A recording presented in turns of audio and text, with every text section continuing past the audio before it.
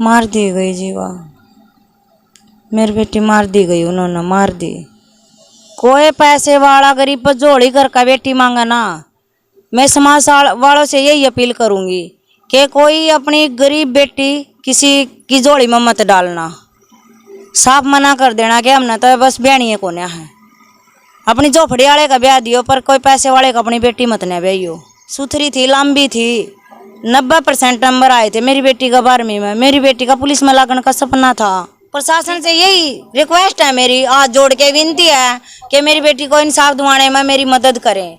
और नमस्कार, आप देख रहे हैं हरियाणा 1008 हमेशा सच के साथ। दोस्तों, हरियाणा 1008 पर आप समय समय पर सामाजिक मुद्दों से जुड़ी हुई जो खबरें आप देखते रहते हैं, उसी कड़ी में जो है फिलहाल मैं मौजूद हूँ करनाल ज़िले के कोंड गांव में।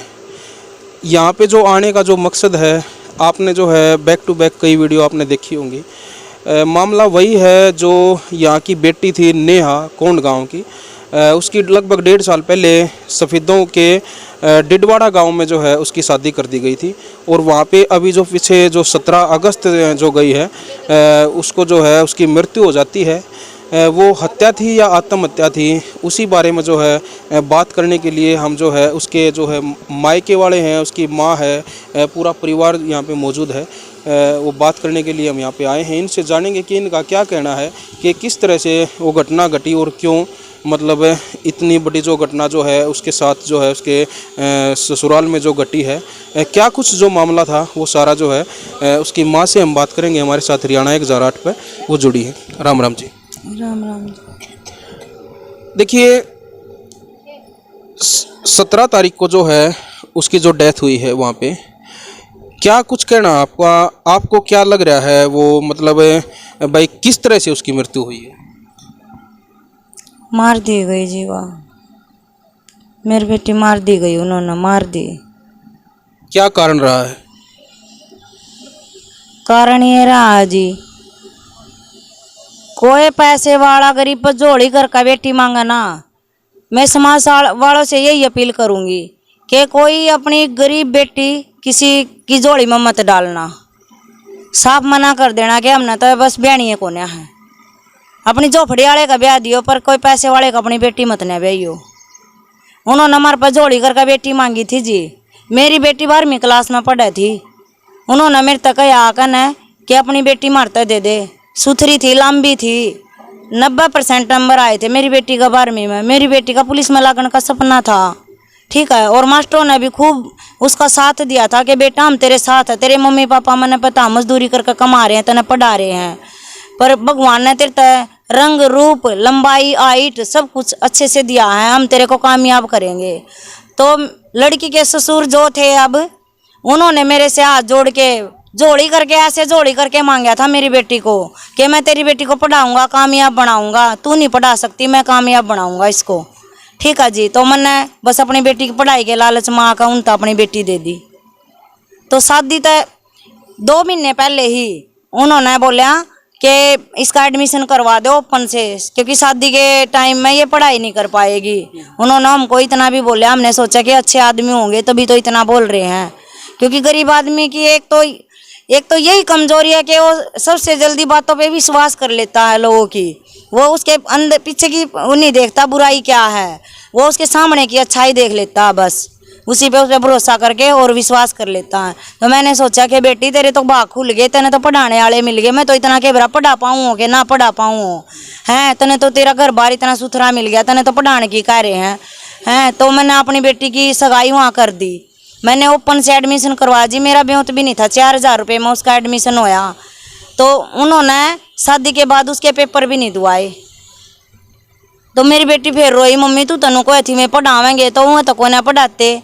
तो मैंने कहा कोई बात नहीं बेटी। उसने जिसका वह शादी करी थी उसने कहा मम्मी मैं तो बहुत काम करूँ हूँ, हमने को ना इसकी पढ़ाई की जरूरत ना, हमने कितने काम करवाना, घर का काम करेगी बस वही छुट्टी है। क्या काम करते हैं वो? कुछ नहीं काम करा था जी, वो कपड़ा बेचा करा था, वो भी एक दिन चला गया तो 1 हफ्ता घर पड़ा रहा बस। वो भी हमारे कहने था, बोले हमने कहा जब भी बोला मेरा बाप तो मना करता नहीं, तेरी मम्मी मना काम की क्यों कवा है जी। मेरी बेटी जा रही, मेरी बेटी दुखी थी, 1 रुपये तोड़ा है, तो माँ ने तो कहना था बेटा तू काम करेगा तो मेरी बेटी खुश रहेगी, ठीक है। तो पहली बात तो यह उन्होंने पहले वादा कराया पढ़ाई का, फिर बाद में पढ़ाई नहीं। और दूसरी बात यह शादी के अगले दिन ही वो अपना लालच दिखाने लगे थे। उन्हें 1 साल रिश्ता रहा, अपना पूरा मान लिया अच्छाई दिखाई, शादी से अगले दिन ही अपनी राक्षसपना दिखाने लगे थे, वो अपनी हवानियत दिखाने लगे थे। उन्होंने मेरी बेटी तक कहा कि तो अपने इसकी अमित की गुट्ठी दे दी, तेरी माँ ने मेरे पापा की क्यों नहीं दी गुट्ठी। तो उन्होंने कहा हमारा तो एक ही लड़का था, तो इसका क्या और बहू है जो और गुट्ठी ले आवेंगी। तो जब भी तो दिखा थी जी, जब मैं मशीन चला कर अपनी बेटी ने पाल रही थी, उन्होंने उस टाइम पर ये नहीं दिखा कि ये गरीब है, क्यों जोड़ी कर मांग कर ले गए। ठीक है जी, 1 साल 4 महीने मेरी बेटी ने वो रिश्ता पूरी अवानियत के आगे बिता दिया। और मेरे आगे एक बार भी उसने नहीं कहा मम्मी मैं वहाँ दुखी हूँ, बस ये कहती रही मम्मी मैं आपको शिकायत का मौका नहीं दूंगी, मैं आपको शिकायत का मौका नहीं दूंगी, बस यही कहती रही वो मेरे से। उस दिन उन्होंने मारा, उससे 4 दिन पहले 5 दिन पहले वो यहाँ से उसको लेके गया था और मेरी बेटी ने मना कर दिया था साफ कि बोली मम्मी मैं वहाँ नहीं जाती, मम्मी मैं वहाँ नहीं जाती। उस दिन राखी वाले दिन वो यहाँ पर आया था उसको लेने के लिए, मेरी बेटी ने मना कर दिया था कि मैं आपके साथ नहीं जाती। तो उसने ये नहीं पूछा कि तू क्यों नहीं जाती, उसने ये कह दिया कि अगर तू नहीं चलेगी ना मेरे साथ तो मैं मर जाऊंगा। अगर वो साफ था तो उसने मेरे सामने मेरी बेटी तो ये सवाल क्यों नहीं कराया कि तू क्यों नहीं जाती मेरे साथ, इसकी वजह पूछनी थी उसने। बल्कि उसने मारता धमकी दी कि ना भेजेगी ना इन्हें तो मैं मर जाऊंगा।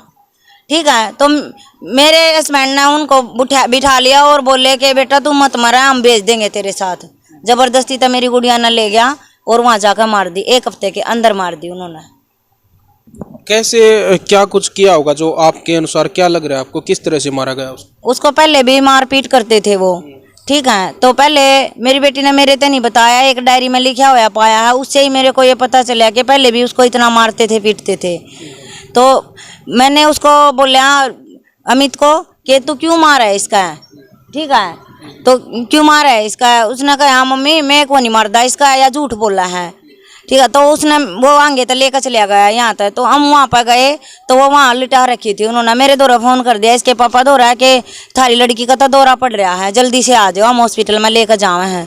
तो मैं और इसके पापा और एक मेरी ननद हम 3 जने वहाँ पर चले गए। तो वो तो हम गए ना यहाँ से आधे घंटे का ज़्यादा लगा लो, अब 40 मिनट का रास्ता होगा, इतनी टाइम लगे हम यहाँ, हमने 1 मिनट नहीं लगाई, बस नू सुनते हमारी बेटी का दौरा पड़ रहा है। तो मैंने सोचा जी मान ले साथ में भी ना बालक पेट में है कि अब तक क्या हो गया होगा क्या नहीं हो गया, ये तो मेरे नू भी नहीं थी दिमाग में कि वो ऐसा काम कर देंगे। ठीक है, तो मैं वहाँ पर पहुँची तो मेरी बेटी उन्होंने लिटा रखी थी और मैं उनके घर में बड़ी, तो उन्होंने अर्थी सजा रखी थी उसकी वहाँ पर पूरी तरह, मैंने अर्थी उर्थी फेंक दी। ये जो दौरे वाली जो बात बता रहे हो, क्या कभी पहले भी इस तरह की कोई दिक्कत थी? नहीं जी, कभी मेरी बेटी का तो बुखार भी नहीं चढ़ा, कभी भी नहीं। तो उन्होंने बुला लिया मेरे को और वहाँ अर्थी से जा रहा है, मैंने अर्थी उर्थी फेंक कर मैं सीधी अपनी बेटी के पास गई। मैंने सोचा कि 7 महीने की ये माँ बनने वाली थी, भाई क्या पता ऐसी हालत में कुछ दिक्कत हो जाए, इसी वजह से कुछ हो गया हो इसलिए ये वो कर रहे हैं। तो मैंने ऊपर जाकर देखा जी मेरी बेटी का यहाँ भी नील के निशान थे और यहाँ भी थे। मेरी बेटी बहुत गोरी थी, बहुत अच्छी थी, बहुत सुंदर थी वो, तो उसका यहाँ भी निशान थे, यहाँ भी निशान थे, यहाँ पेट पे का भी निशान थे जी, और गले पर तो पूरा रस्सी का निशान था। तो मैंने इसके पापा को बोला कि इन्होंने तो मार दी मेरी बेटी, आप जल्दी से आ जाओ। तो उन्होंने ऊपर मेरे को पकड़ लिया जी, नीचे इनको पकड़ लिया और बेटी को लिटाने लगे उस पर अर्थी पर। उन्होंने सोचा बस ये आ गए और बस इसका संस्कार कर दो, फिर क्या करेंगे ये। मैंने अपनी बेटी की गर्दन नहीं छोड़ी, मैंने कहा मैं नहीं जलाने दूंगी, मैं तो इसकी कार्रवाई करवाऊंगी जी। उन्होंने डर नहीं था इस बात का कि हमने नहीं मारी है, तो उन्होंने कम से कम कार्रवाई का तो वेट कराया होता।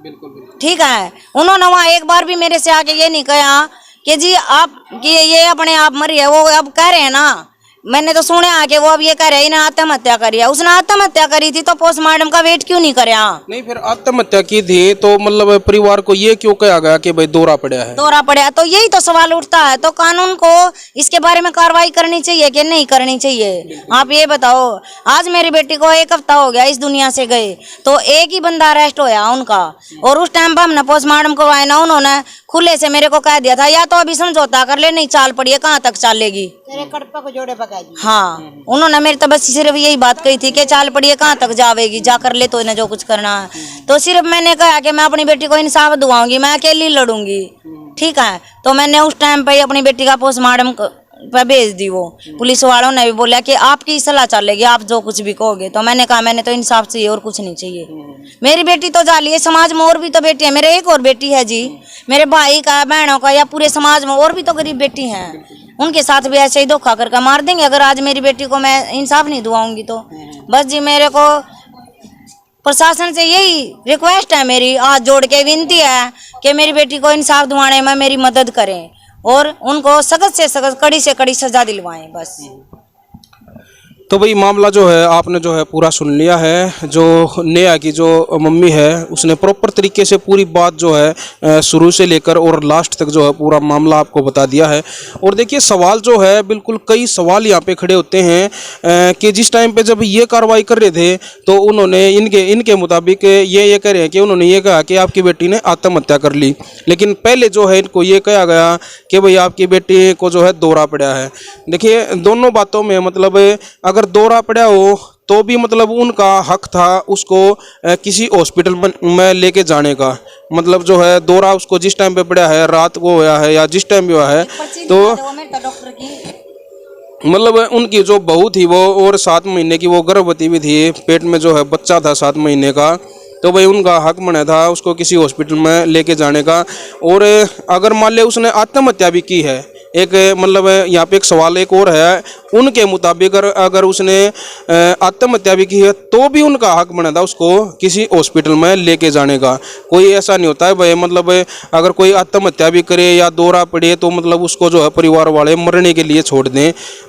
ये भी मतलब यहाँ पे जो सवाल है। तो जो कई जो बातें जो हैं इसमें मतलब मामला जो है मतलब सारा जो है उलझा हुआ है। परिवार वालों की जो है जो मतलब पूरा जो अपना शक जो जाहिर कर रहे हैं कि भाई इनकी बेटी को जो है मारा गया है, क्योंकि इन्होंने जो जाके मौके पे देखा है उसके जो है शरीर पे पूरी बॉडी पर जो है निशान थे, गले पे भी निशान थे।